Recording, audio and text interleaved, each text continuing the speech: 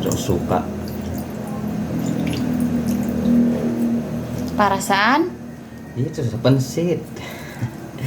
Tapos sili. Diet yarn. Obo. Sabaw, mas maganda yung ano. Gupitin mo na lang kaya. Dito para mapisa ng Eh. ano. Kasi ang pansit bato masarap talaga pag may suka at ano.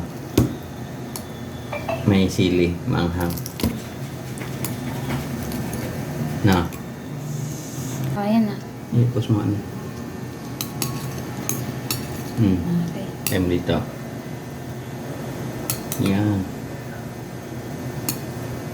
Saruin mo. Sarap. Ganyan ang pagkain ng pansit bato sa mga hindi nakakaalam. Pero sa mga Bicolano, talagang alam na alam nila ang pansit bato na talagang masarap na galing Bicol. Masarap kapag mainit sa...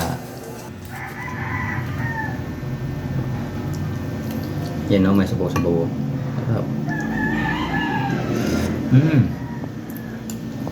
Marangan. Ang sarap. Hindi, sakto lang.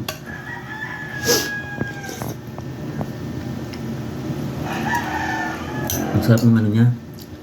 Kasi yung pagkaanghang tsaka yung ano, yung suka.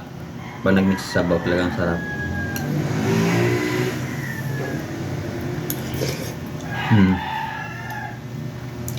Tara, kain tayo. Almusal. Pansit bato. Kung taga Bicol ka, comment ka.